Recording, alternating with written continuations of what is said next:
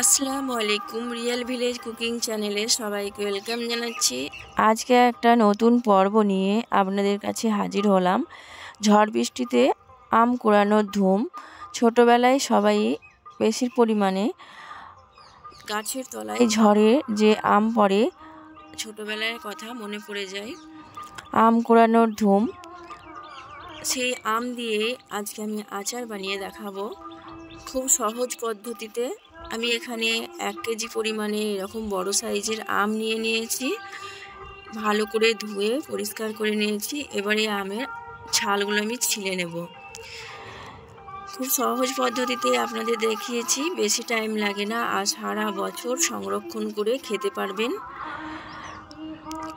মিষ্টি আচার বানিয়ে দেখাবো। প্রথমে আমি ছালগুলো ছিলে নিচ্ছি। এই দেখুন, ছালগুলো ভালো করে ছিলে নিতে হবে। গ্রাম বাংলায় দেখবেন ছোটোবেলায় আম কুড়ানোর ধুম, চৈত বৈশাখ মাসে যে ঝড়ে প্রচুর পরিমাণে আম পড়ে, আর সেই টাইমে বাচ্চাদের আমতলায় বসে থাকা। এই দেখুন, আমি আমগুলো এরকম করে ছিলে নিয়েছি, সবকটা ছিলে নেব। এই দেখুন, এরকম গোল গোল করে আমি কেটে নিচ্ছি, গোল গোল চাকা চাকা করে।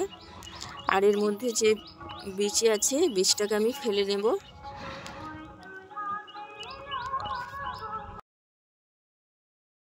পারফেক্ট আমের আচার বানাতে হলে স্কিপ করলে চলবে না, স্কিপ না করে পুরো ভিডিওটা দেখতে হবে। আর আমার চ্যানেলে যদি নতুন হয়ে থাকেন, চ্যানেলটা সাবস্ক্রাইব করে পাশে থাকার অনুরোধ রইল। আমি সব বীজগুলো ফেলে দিচ্ছি, আর ভালো করে ধুয়ে পরিষ্কার করে নিতে হবে।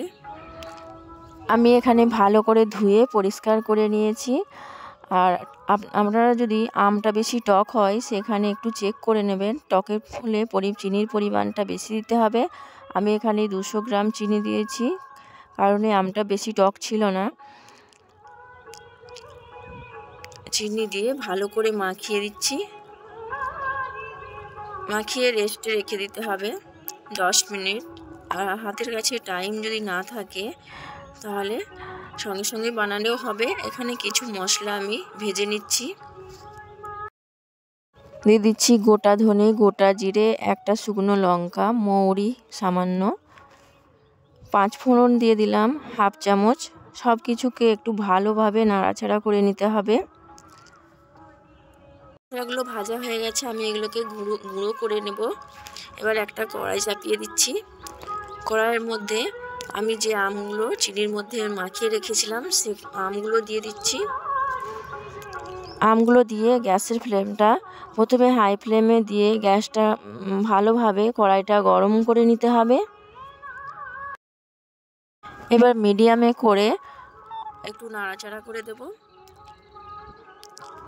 এখানে কিন্তু সাবধানে নাড়াচাড়া করতে হবে, সবসময় নাড়াচাড়া করলে হবে না।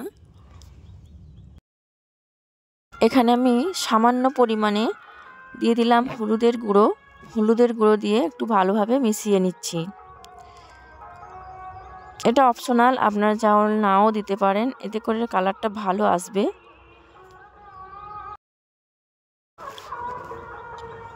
এইভাবে নাড়াচাড়া তো করতে করতে দেখবেন এক পর্যায়ে চিনিগুলো খুব ভালোভাবে গলে গেছে। এই দেখুন, অনেকটাই গলে গেছে। এই দেখুন, কালারটা খুব ভালোভাবে চেঞ্জ হয়ে আসছে। এই পর্যায়ে আপনাদের সাবধানে উল্টাতে হবে, না হলে ভেঙে যেতে পারে। এখানে আমি যে মশলাটা গুঁড়ো করে রেখেছিলাম, সেই মশলাটা দিয়ে দিলাম। মশলাটা দিয়ে আলতোভাবে একটু নাড়াচাড়া করে মিশিয়ে নেব। এখানে আপনারা আম মিষ্টি হয়েছে কিনা একটু চেক করে নেবেন। এই দেখুন, এইভাবে একটু আলতোভাবে নাড়াচাড়া করে মিশিয়ে নিচ্ছি। আমগুলো কিন্তু খুব ভালোভাবে সেদ্ধ হয়ে গেছে, আর মিষ্টি ভেতর পর্যন্ত পৌঁছে গেছে।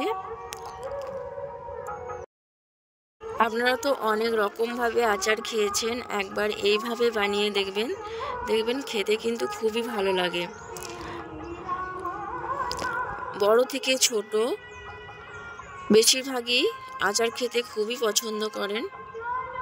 আর এইভাবে বানিয়ে সারা বছর সংরক্ষণ করে রেখে দিতে পারবেন। এখানে আমি দিয়ে দিচ্ছি ভিনিগার। এই ভিনিগার দিয়ে রাখলে সারা বছর কিন্তু ভালো থাকবে, আচার খারাপ হবে না। একটু নাড়াচাড়া করে মিশিয়ে নিচ্ছি। আচারটা আমার প্রায় হয়ে গেছে। এবার গ্যাসের ফ্লেমটা অফ করে ঢাকা দিয়ে রেখে দেব। 10 মিনিট ঢাকা দেওয়ার পর যখন ঠান্ডা হয়ে যাবে আমি একটা ব্লেডের মধ্যে নিয়ে নিচ্ছি।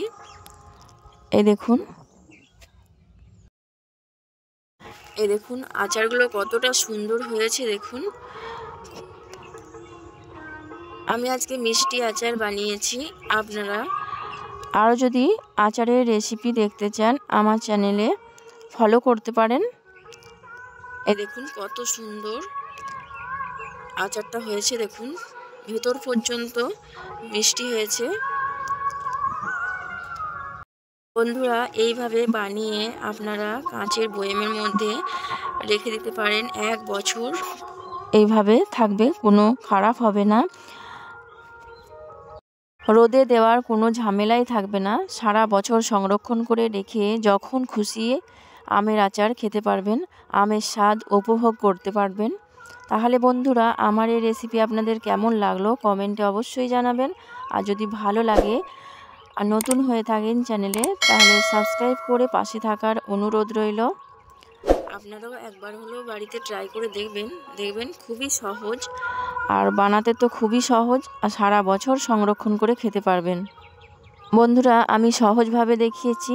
তাহলে আজকের এই রেসিপি এখানেই শেষ করছি।